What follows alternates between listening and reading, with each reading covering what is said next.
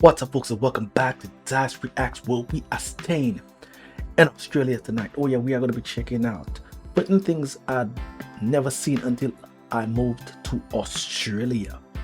Very much side checks one out. We ain't going to waste no more time. Just going to get right into it, folks. We're going to get right into it. Oh yeah.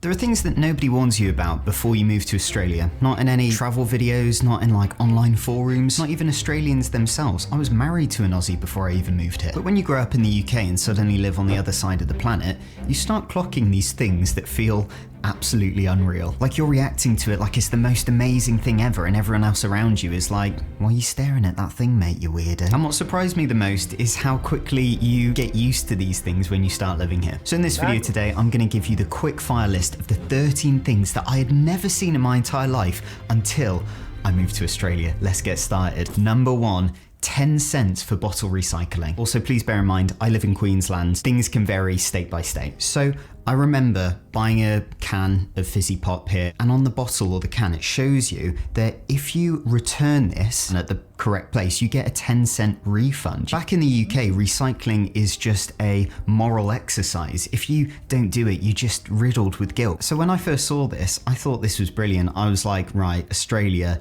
is living in the future, especially where I'm from, Cheltenham. They give you really small buckets. I think they're really small for your recycling. You get to the end of the week and none of it fits in there. Whereas in Queensland, you've got massive wheelie bins. But the other benefit is that you reduce the amount of recycling you put into your recycling bin, because you can keep a big bucket of all these 10-cent cans and bottles in your garage or somewhere like that. And then at the end of the year, you can cash them in. It's brilliant. And I just had a look online. There's an app for it. You can even book a home collection in Queensland, which is fantastic. And number 2, red-bellied black snakes. I was told by Queenslanders, surprisingly, you'll probably never see a snake. And if you do, you'll be alright. Which felt really reassuring right up until I went for a walk in the countryside in Queensland and I see a red-bellied black snake. I've heard a lot of snakes, but the red-bellied black snake, I don't know, I've never heard that. I've never heard it, and I've heard a lot of snakes before. But it kind of looks like the relative of the mamba snake. I can be wrong, but mamba snake is found basically in Africa and some other places. But the black mamba, yes, specifically I'm referring to. But this looks like the mamba family. I don't know, it has the appearance of it. I mean, it looks nice the way, visualize the visualization of it, but I mean, it looks deadly, definitely. But black, because I can remember seeing a list of top 10 most deadliest snakes across the globe, and I can't remember seeing this on the list. Doesn't ring a bell. Black snake. I kind of stopped very far away. I don't know why, because the roads are so massive here. And I thought, oh my word, I'm seeing my first ever snake in Australia. I didn't, scream. I didn't run away. I just thought, oh, wow, red-bellied black snake. That's new. And I kept walking. Number 3, Australia. I thought it was going to specify is it venomous or not, but he didn't say it. But I would assume this is venomous just by the looks of it. I don't know. You guys hit me up in the comments. Is it venomous? If it is, how high is it on the list in terms of deadliest snakes? Australian shepherds. Oh my gosh, this one broke my brain. And I adore dogs. I really do. My brother has a gorgeous border collie. The classic black and white one. He's called Arlo, and he is absolutely mental. He's only like a year and a bit old. But then I moved to Australia, walking down my local street to get a coffee, and I see this gorgeous, what looks like a border collie, but they're brown. They're this gorgeous golden light brown color with white patches. And I'm like, oh my gosh, this is amazing. Maddie was with me and she's like, yeah, this is an Australian shepherd. And I'm like, wow, they really look like British border collies, but like, I don't want to say the improved version, but the prettier version maybe. Nah, I still love a British Border Collie. And I know they're different breeds of dog, I know they are, but Arlo being absolutely mental, it's made me realise are Australian Shepherds a bit more chilled out? Because whenever I see them out and about, they just seem a bit more chill. They just seem a bit more, mate, I'm not going to embarrass myself by going crazy in front of you. But this next one I knew existed here, but I didn't know how good it was, which is number 4, ceiling fans that actually work. I used to think ceiling fans were rubbish. I thought they were pretty weak because very lucky enough to go on some childhood holidays to places like... I'm not gonna lie, ceiling fans, I used to look at it like, why is it even on? Because it appeared like it wasn't doing any good. But there are ceiling fans that actually do a good job. Even if it's not for you to feel the air, but it actually cuts the air and it cuts down the humidity. Yeah. And I look at them a little differently, but I understand exactly what he's saying because I had the same concept. Like, you're seeing it, but you're like, why is it even on? But it does make a difference. Spain, for example. Back then when I was a kid, I don't want to sound too old, but there wasn't aircon, and there would be these rickety old ceiling fans in the hotel room, and I'd turn it on, I'd be absolutely sweating as a 10-year-old British boy who is not used to like 35-degree heat, and the ceiling fan just would do nothing. That's when I sort of immortalised in my brain, ceiling fans are bad, they're rubbish. And then I come to Australia, and Maddie's like, oh, you're a bit hot, do you want the ceiling fan on? I thought, I mean, it's not going to do anything, but yeah, do what you like. And it was super powerful. It was like a turbojet. Might be an exaggeration, but I was so surprised at how powerful the ceiling fans are in Australia. Aussies are like, we need it to work. And then you go to somewhere like Darwin, where it's even hotter.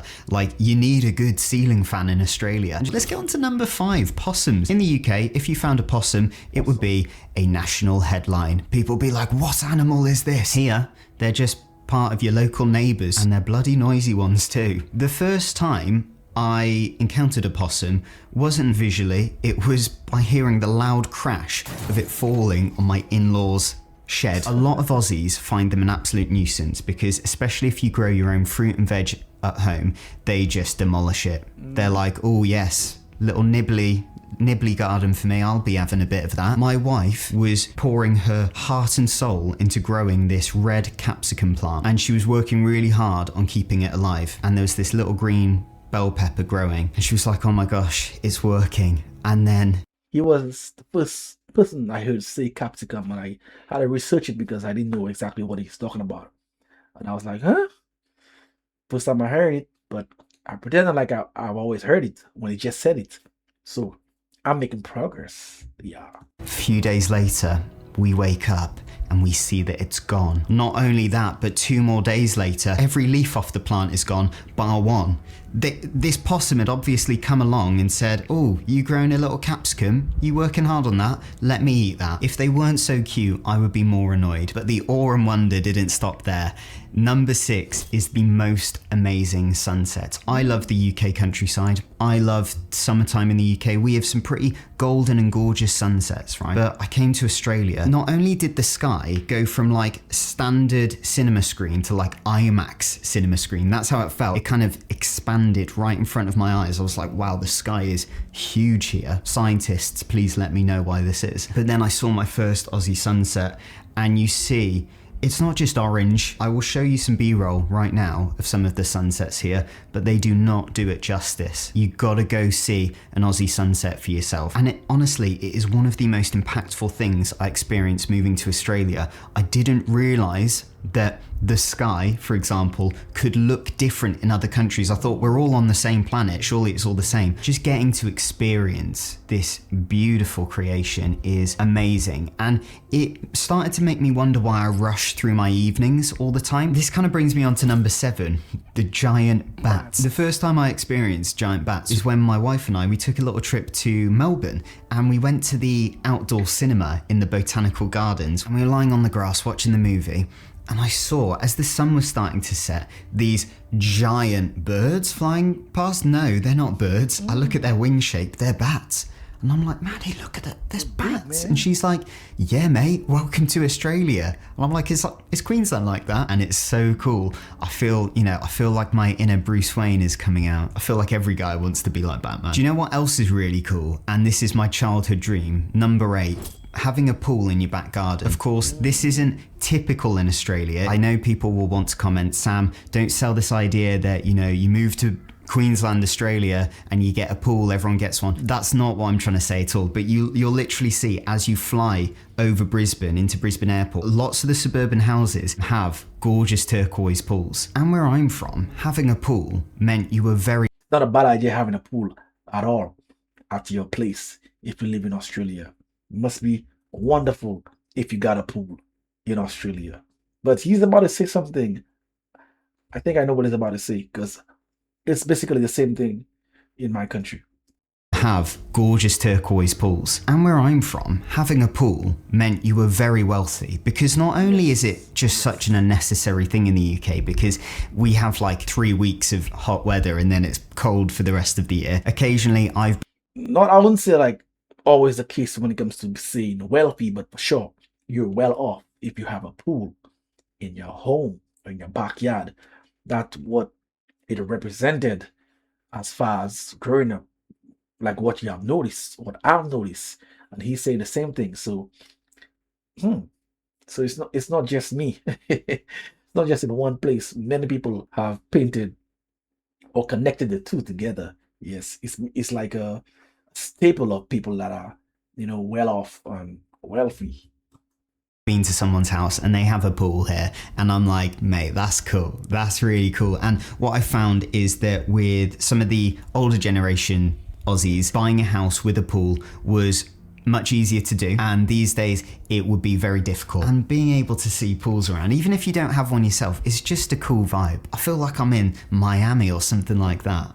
Maybe I sound like a massive tourist right now, but the other really cool thing I love about Australia is number 9, the exotic fruit trees. Growing a banana tree or a mango tree or a passion fruit in the UK is incomprehensible to me. Then I moved to Australia, not even thinking about, yes, I'm in a more exotic and hotter climate, but seeing literal banana trees and pineapples growing out of the ground. And I'll be going on a run and I'll be running under mango trees, usually with loads of like partly eaten mangoes kind of rotting on the pavement because the possums have been at them. It feels like a privilege. You can grow these sorts of, to me, really exotic fruits and vegetables, because, you know, most of the time in the UK, buying a mango from Asda, it doesn't taste great, but then you try a freshly grown one off a tree and it tastes incredible because it's been made with love. And I started wondering what else is, you know, considered normal here in Australia that would be completely foreign in the UK, and that is number 10.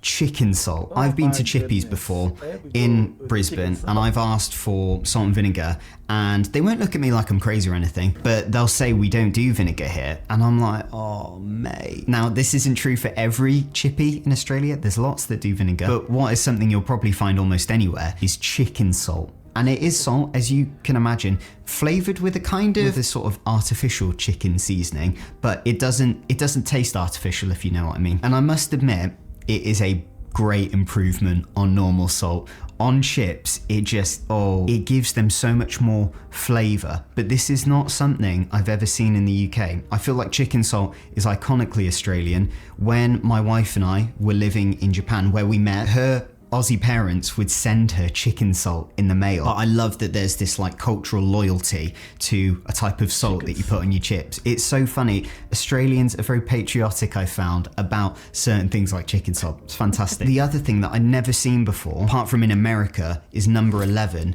giant roads and motorways. The UK is quite well known for having very skinny roads. You have to like really scrape by each other and like go onto the pavement sometimes. It gets hairy. Whereas in Australia, the roads are just so wide.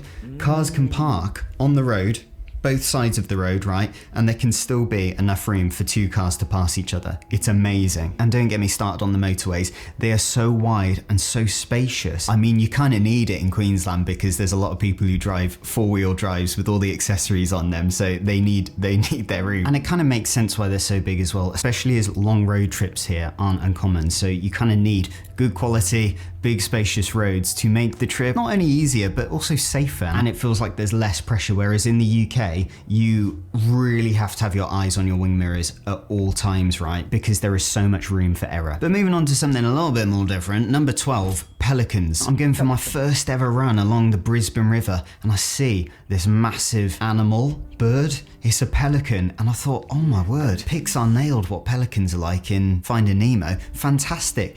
Annie spoke to me with an Aussie accent. They don't perform, they're just bobbing along the Brisbane River. They're just going about their day. They're trying to get a fish or two. That's what they're looking for. A lot of people will tell you, mate, it's not different here. They've got fish and chip shops, how different can it be? Nah, it's different here, and it's awesome. Number 13, one of my favourite things, acai bowls. I had never seen an acai bowl until I met my Aussie wife, and she made one for me, and I thought, this is delicious. It's like a smoothie in a bowl, but better. But because it's made from, you know, the acai berry, which is technically a superfood, and you feel absolutely amazing afterwards. It's not the most filling thing. I must admit, after an acai bowl, I'm still quite peckish, but I don't know if that's because I'm, you know, currently training for a marathon. You can not only get one made for you at your favourite brunch spot, they top them with like delicious fruits, types of granola, honey, you can have peanut butter. I love peanut butter on it. But you can also go into your local supermarket like Coles or Woolies and you can buy the frozen packets of it. They're not too expensive when you get them on sale. And just between you and me, alright, if you want the best place to get an acai bowl in Brisbane, I'd highly recommend Kith and Chow. Fantastic brunch spot, the loveliest people, and their acai bowls are delicious. I've never heard that. Acai bowls? Where did it originate? Is it an Australian thing or came from somewhere else? Acai, it doesn't sound like it's an Aussie term. Acai sounds like something that come from maybe like Spain, Italy, type of dish, type of like fruit mixed salad. I would assume it is, but it doesn't seem like it's Australia, like the origins of it. Acai bowls. Leave me up in the comments with the origins of this acai. Yeah, where is it from? The origins of it. This was interesting. I mean, I could imagine, because many people don't talk about the fruits that are grown in Australia, that can be grown in Australia because of the nature of Australia, the very tropical place. So a lot of different fruits can be grown compared to different countries. And I never thought of it until he said that, because you think about so many other things about Australia. You don't think about the fruits, vegetables, what that can be grown there. So this was just like a little, you know, reminder, come back to earth. You know, it's not about just sunset, kangaroos, and all that good stuff. There's many other things that Australia has to offer. If you want to see that long drop as usual I do, hit me over on Dyce Reacts by the Music Reactions. This is where I'm going to be making my exit. Until next time, peace out.